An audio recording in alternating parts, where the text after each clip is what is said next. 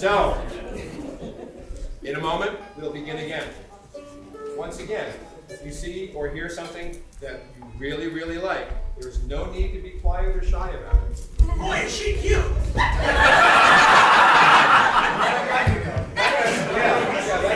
That's cute. I like that.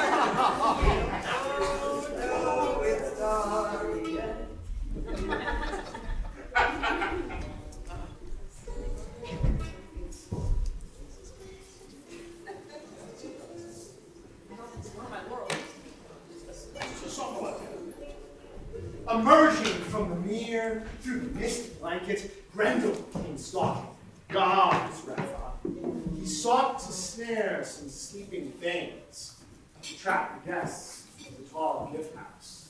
He moved under clouds, crossed the meadows nearing the wine hall, wide gold gables rising in the night sky.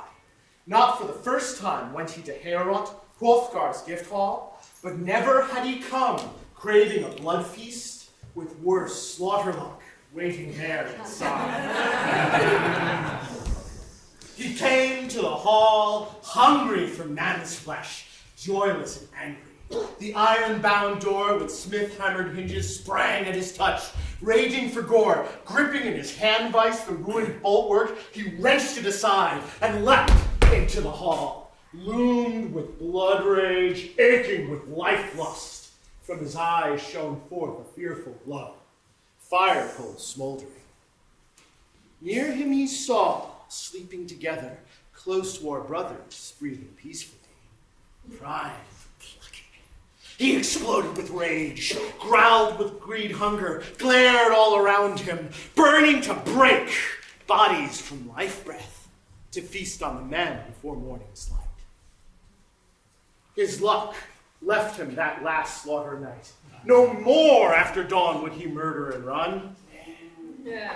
Wary and watching, awake in his bed, Heoloc's kinsman quietly waited, anxious to measure that monster's strength. But the thief did not think about waiting, but with fire eyes searched, snared a doomed one in final rest, and ripped frantically. Crunched bone lockings, crimson blood morsels he gulped up with glee. Gloating with his luck, he finished his man, even feet and hands he swallowed down. He stepped further, groped with claw hands, grabbed the next one. Grimly, Beowulf grabbed back at him.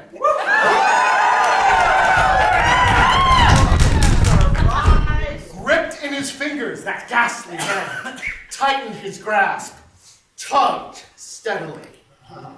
Soon that fen stalker found himself caught, grasped and twisted by a greater strength than any he had known in the earth's regions.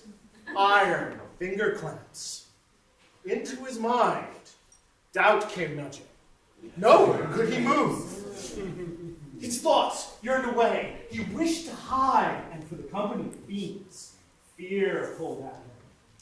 This new sensation slid into his mind. Then Heoloc's thane held to his boast of the last evening. He leapt to his feet, tightened his fist, fingers crackled. Grendel pulled back. Beowulf followed. The dark wanderer wished for more room, to be on his way back to the Moorhill, flee to the fens. He felt his hand crushed in that grip. A grim visitor, that fate-marked fiend, found in Heorot. The hall thundered. To the hut dwellers, the Danes outside, sounds of that battle seemed rowdy, wild. Raging they grappled, the warrior and fiend. The walls rumbled. With great wonder, the wine hall survived. Twin horned gables trembled with combat, that fair building, but fastened it was, inside and out, with iron log bunks forged with skill thought. The floor shuddered. Strong mead benches sailed to the walls. Burnished banquet seats bounced and clattered. Hrothgar's wise men had Heorot made so that any man by any means could not break the hall, bring down its walls. Only fire's embrace, flame's greediness could swallow that house. Storm sounds of rage rocked the horn gables, hammered the roof.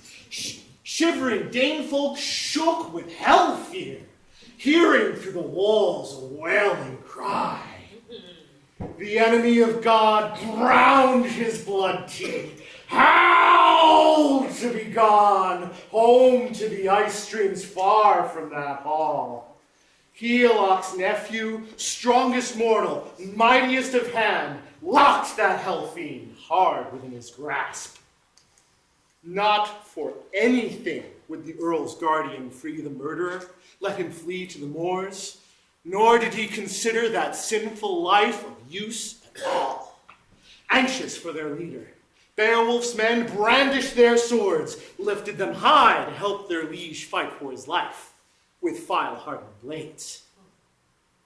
They were not ready for this raging fight. Those hard-swinging thanes, hewed with steel bites, swinging and slashing from all sides of the brute, seeking his fiend soul. They fought, but knew not that the choicest of weapons, champions' war swords, were helpless to harm that hell's messenger. He had a curse to blunt the keenest of blades. Clever. Finest treasure swords. But his time was short. That final attack finished his hall raids. Destiny struck his damned hell soul, banished it forever past boundaries of grace. Then that giant brute, rejected by God, marked with murder, measured by his sins, finally knew his fiend's mind thoughts. His body case would bear no more. Heolach's thane held him closely, lifted his grip. Grendel yearned away, his arm throbbing, thronging with pain. A great death wound gaped in his shoulder, sinew bonds weakened, snapped viciously, bone lockings burst. To Beowulf then victory was granted.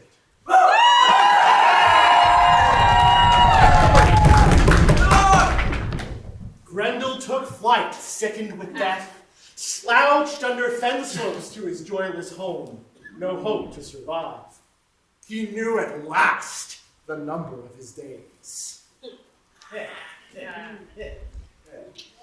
To the sorrow of Danes, dawning of respite rose from that battle, bright deliverance. Heorot was cleansed, healed of vain slaughter, aching morning grief, emptied of murder by that tall visitor. Victory was bright joy to his heart. He held to his vow, evening postwards, banished from that hall dark sorrow songs, consoled the Danes who for long tortured years had terror in the night, and empty hall from evening till dawn. Hailed he the sunrise, hoisted a signal, a clear token sign that terror is dead.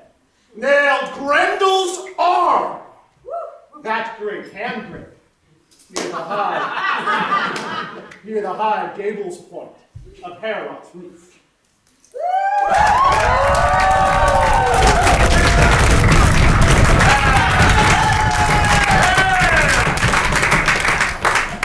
By morning's light, many a warrior gathered watchfully by the gift hall's door. Chieftains and followers from far and from near gazed at that wonder, grisly monster arm, hand and knife's claw, high death's trophy. Grendel's life loss gladdened them. Wonder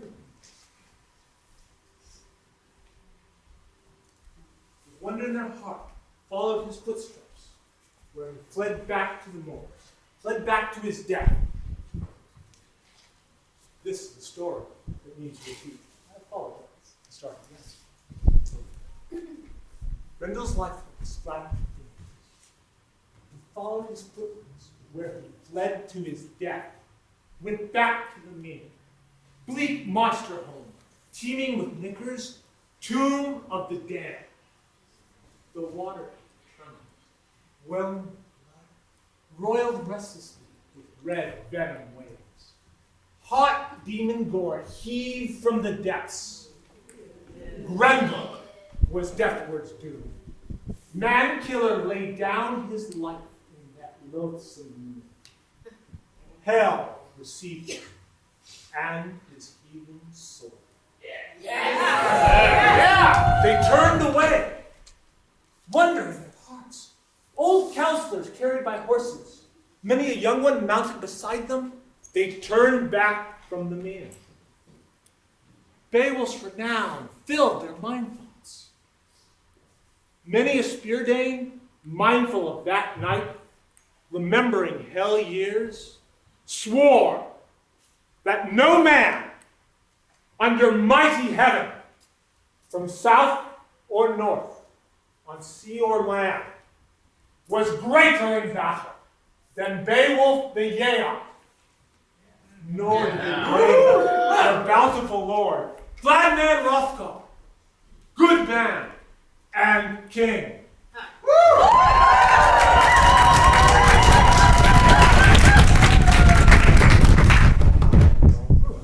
At times the proud warriors measured on their horses footpaths that seemed fair to them, the way tried and true. At times the king's fame, remember, full of grand stories, mindful of songs, who remembered a great many of the old tales, found other words truly bound together. He began again to recite the adventure of Beowulf, adeptly tell an tale and wove his words. He began again to tell all he had heard said of Sigmund's stirring deeds. Distant voyages obscure, the whales sing strife, unknown to all the sons of men, feuds and crimes, except for Patella, when of such things he wished to speak to them, uncle to nephew. For always they were, in every combat, companions at need. Together they slaughtered a great many of the giants with their swords. For Sigmund, no small fame grew after his final day, after that hardened soldier, prince's son, had killed a dragon, keeper of a war. Alone he dared go under gray stones, bold deed. Nor was Patella by his side. Yet so it befell him that his sword pierced the wondrous dragon, stood fixed in the wall of manly iron. The dragon met his death. That fierce creature had gone forth in courage so that he could possess that store of rings and use them at his will. The son of Wales loaded in his sea boat and bore the bright treasure to the ship's hold. The dragon melted in its own heat. Since the struggles of Hermod ended his strength and valor, Sigmund was the greatest of heroes, far and wide. Among all people, protector of warriors, for his most noble deeds, he prospered them. Among the giants, Hermod was betrayed into his enemy hands, met a quick end. The surging of cares had crippled him too long. He became a deadly burden to his own people, all noblemen. For many a wise man had mourned in earlier times over his headstrong ways, who had looked to him for relief from affliction, hope that the prince's son would prosper, receive his father's rank, rule his people in treasure and stronghold, a kingdom of heroes, the Schulting homeland. The dearer by far was Beowulf now, a friend to all. Hermod sank in sin,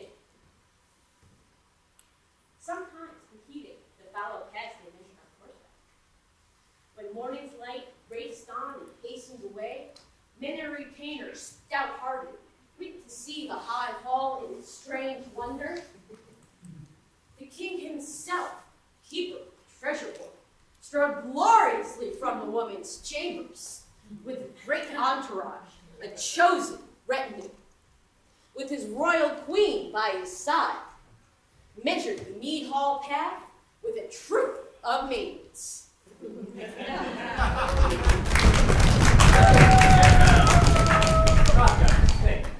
In the hall he went. On the steps he stood. At the roof he gazed, garnished with gold and Gretchen's hand. For the sight I see, to the mighty maker, full these speedy thanks. A full throng of sorrows I have borne from Grendel, but God still works wonder on wonder, the warden of glory. Ere this, I never more waited help for woes that weighed on me long as I lived, than when, washed in blood, stood sword gore stained this stateliest house. When widespread woe to wise men all who could not hope to hinder foes infernal or fiendish sprites from habit in hall. This hero now, by the wielder's might, a work has done that not all of us erst could do by wit or wisdom. Lo, well can she say, whoso bore this warrior among men, that the God of the ages was good to her in the birth of her bairn. Beowulf, thee of heroes best, I love thee most of all as my own, my son. Preserve thou ever this kinship new, thou shalt never lack wealth of the world that I wield as mine. Full oft I have showered my largesse, my precious hoard on punier men.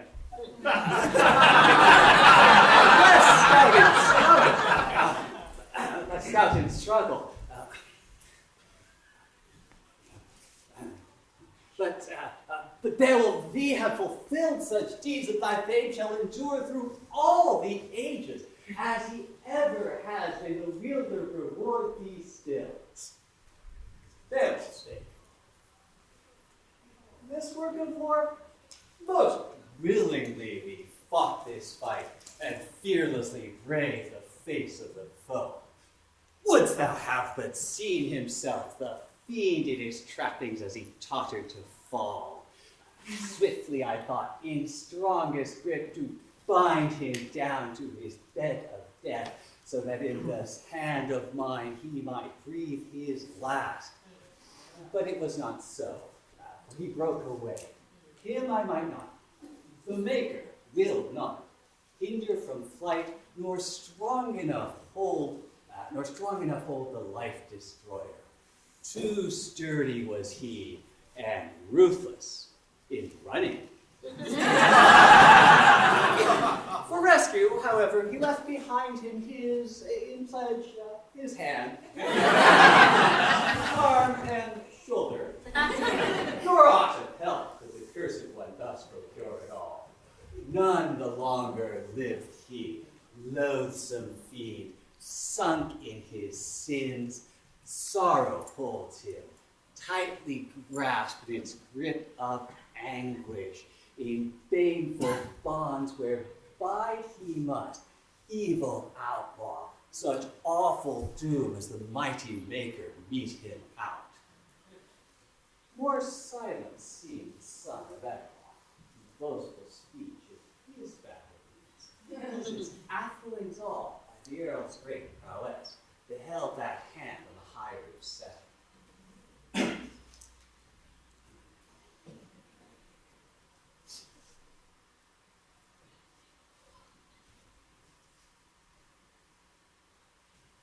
Foeman's fingers, the forepart of each of the sturdy nails was to steel most lights.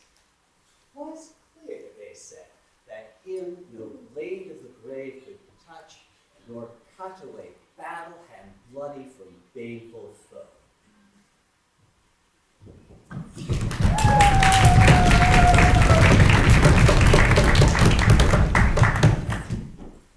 In joyful haste was Pharaoh decked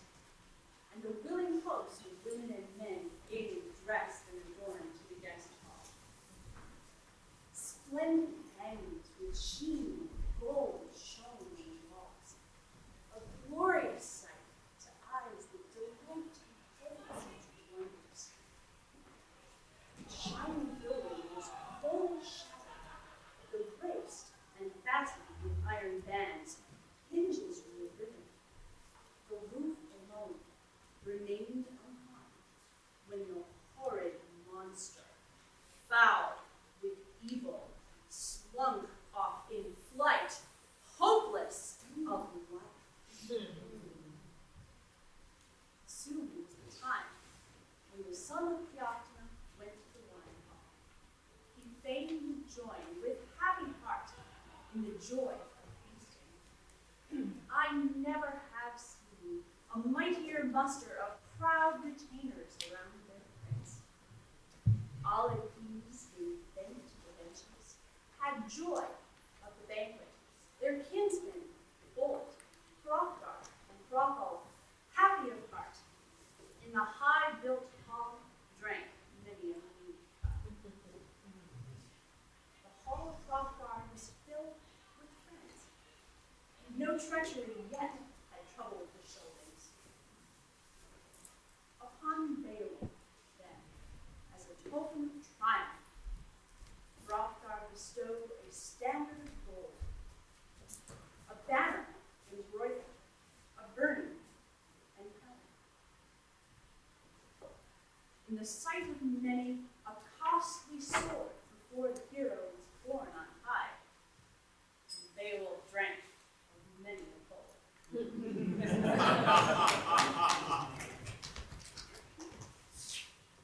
No shame in the sight of heroes for gifts so gracious. I never have heard of many men dealing in friendlier fashion to others on ale bench. Richer rewards for such treasures, fretted with gold.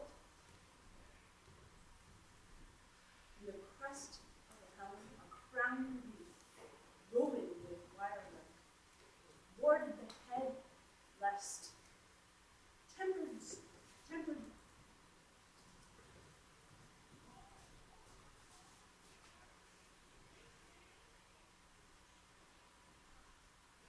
tempered sword-blade, sharp with a file, deal deadly wound when the shielded warrior went forth to battle against the foe. 8 horses also with plated headstalls. The lord of heroes bade lead into hall. On one was a saddle, skillfully fashioned and set with jewels, the battle seat of the king himself, when the song of Theoctona would fain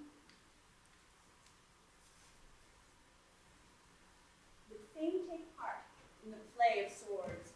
Never in fray had his valor failed, his kingly courage, when corpses were falling. And the Prince of Ingvines gave all these gifts to the hand of Beowulf, horses and armor. That would enjoy them, with generous heart.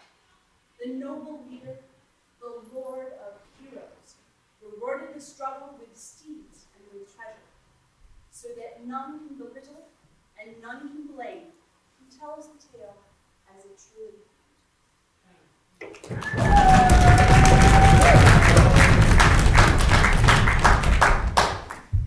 Each of the Yeats, every man of them who crossed with Beowulf the curling sea road, was worthy with gifts by the wise old king, honored with heirlooms. Then he offered ware-gilt gold for that wretch ravaged by Grenville, viciously murdered, as more would have been had not God in his wisdom and one man's courage withstood weird there. The wielder controlled all of mankind, as he always does. Forethought is best future in the mind, and plans for everything. All those who are given long days in this world, life before darkness, shall suffer and enjoy sorrow and happiness.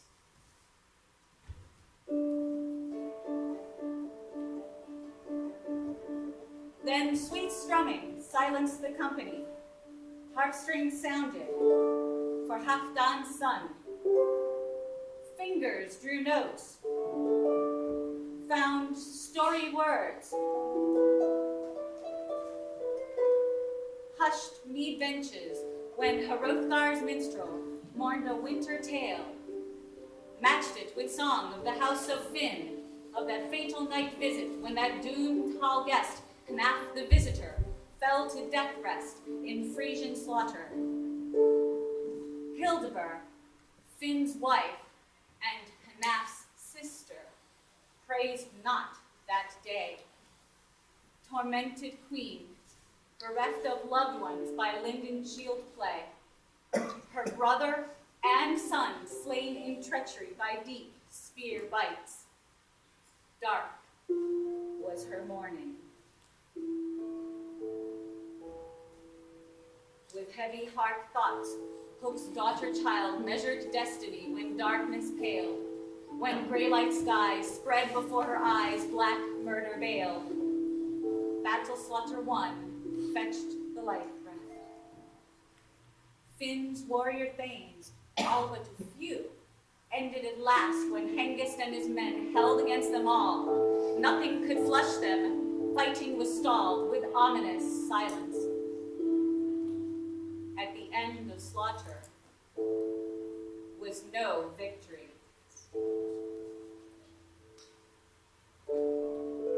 They vowed peace terms. To Danes was offered their own winter home, hall room and high seat to hold peacefully, with half of everything, enemies together.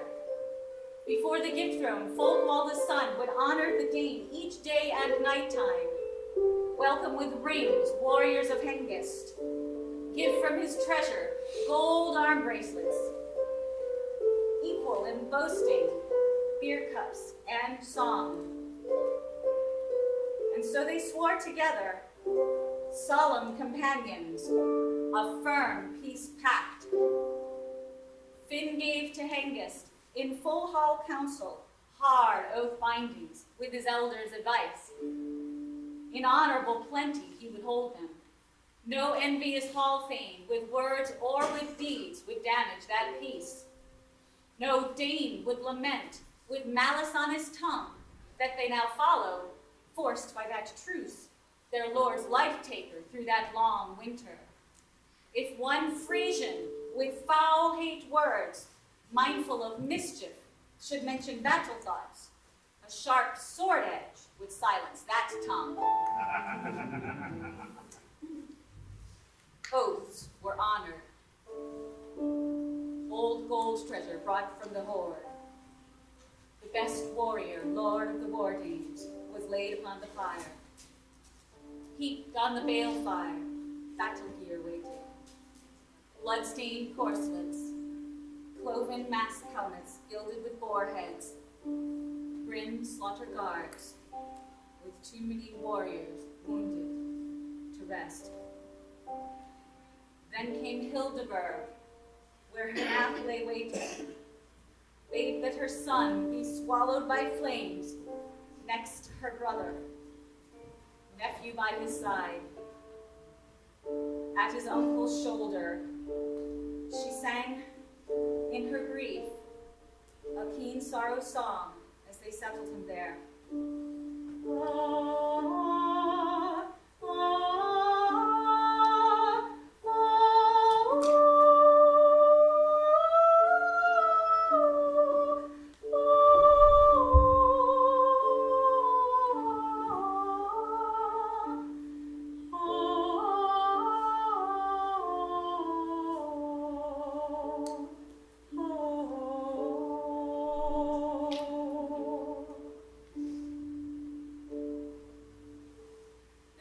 Slaughter fire, circled to the sky, reared to the heavens. Flame swallowed all.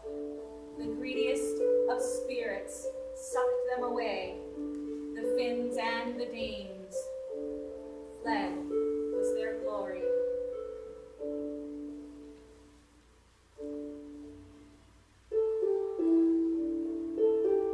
Frisians grew restive, bereft of friend.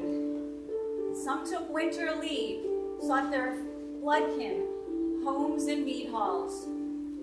Hengist remained, suffering with Finn a slaughter-stained winter, dreaming of release. He yearned for Denmark, though he dared not sail on the surging water, his ring-proud ship. The sea howled in him, wailing with storm wind. Winter locked the waves with icy bindings until the earth welcomed a young new year. As as it yet calls forth the altered seasons, always beckoning glory bright weather. Then winter was gone. Fair was the earth bosom. The exile yearned, longed to be home. But grief and vengeance, stronger than escape, seethed in his heart blood. A final meeting formed in his mind. Memory of malice moved him to stay. Hengist did not reject that gesture when Hunlaughing bore him, battle bright, vengeance sword, bore to his bosom that best of war blades. Its edges were feared by all around him.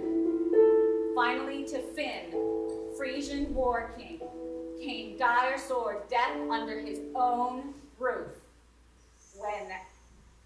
When Gutlaf and Oslaf, with grim memories, spoke of their sorrows, of sea friends' deaths, their woeful winter griefs, no wavering heart they found in Hengist. The hall grew red with Frisian blood wounds.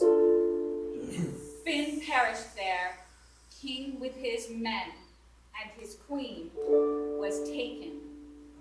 To their broad ships then the Shieldanes bore whatever they found in Finn's mead hall, stripped it of swords, of secret hoards, and wondrous gemstones. On the welling sea they ferried his wife to family in Denmark, safe with her kin.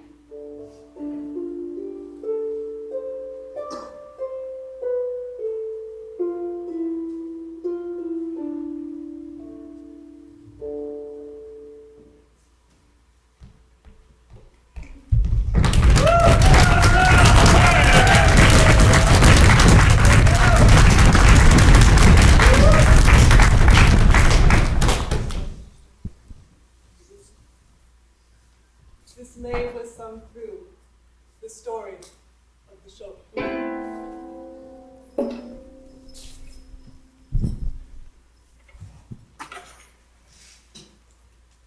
Glad noise resumed, bright clanking bench music. Wine bearers poured from fluted silver. Wealhtheow came forth, glistening in gold, to greet the good pair, uncle and nephew. Their peace was still firm, each true to the other. Likewise unfair, spokesman at court, sat at Hrothgar's feet. All knew his courage, that he had great spirit, though he kept his kinsmen in nothing like honor when edges met. Then Wealhtheow spoke, "Accept this cup, my noble lord, gold-giving king. Be filled in your joys, treasure friend to all, and give to these Yaths your kind words, as is proper for men. In your generous mind, be gracious to the Yaths, remembering the gifts you have from all tribes. I have been told you would have this warrior for your son. Harrod is cleansed, bright hall of rings. Use while you may your gifts from so many, and leave to your kinsmen the nation and folk, when you must go forth to await your judgment. Full well I know of my gracious Hrothgar, that he would rule the young men in honor, would keep all well, if you should give up this world before him. I expect he will want to repay our sons only with good, once he recalls all we have done when he was younger to honor his desires and his name in the world."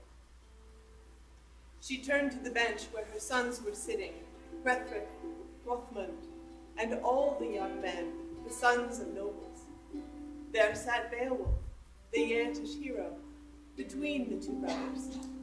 A flagon was brought him, and friendship passed aloud in words, and wire-wrought gold given with a will, 2 rich armbands, a mail shirt, and rings, and the largest gold collar ever heard of on earth. So it is told. No better treasures, gold gifts to heroes were known under heaven, since Hama bore off to the shining city the Brosing's necklace, gem-figured filigree. He gained the hatred of Eormenric, the god, chose eternal reward.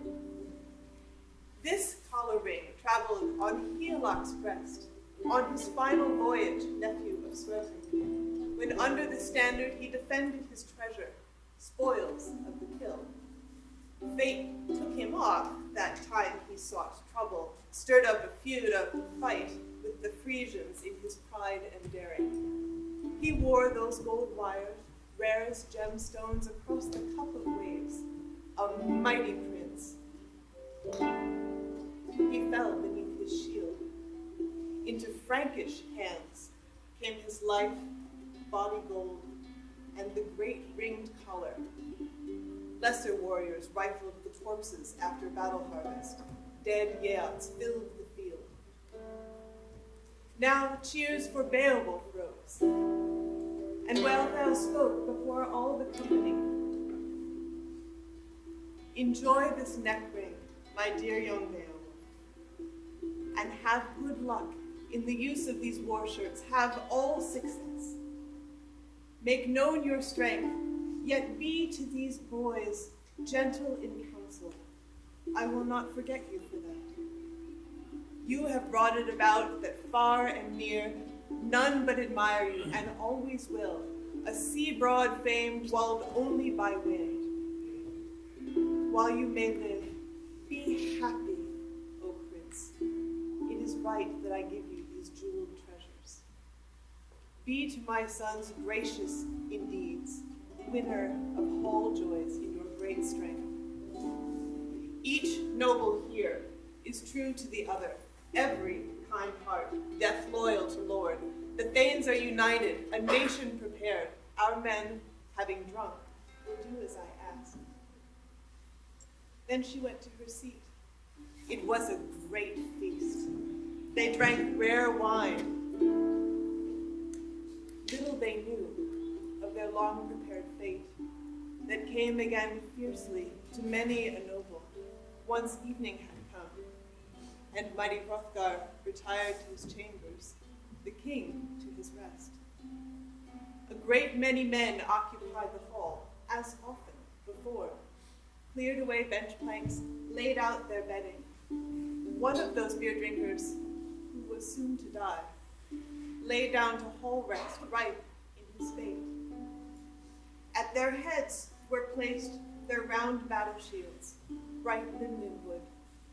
Above each noble, you could see his war helmet gleaming on the bench, its high crown, his iron ring coat, a splendid spear.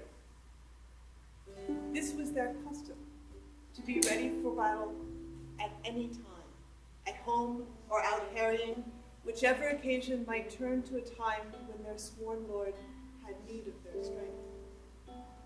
They were good men.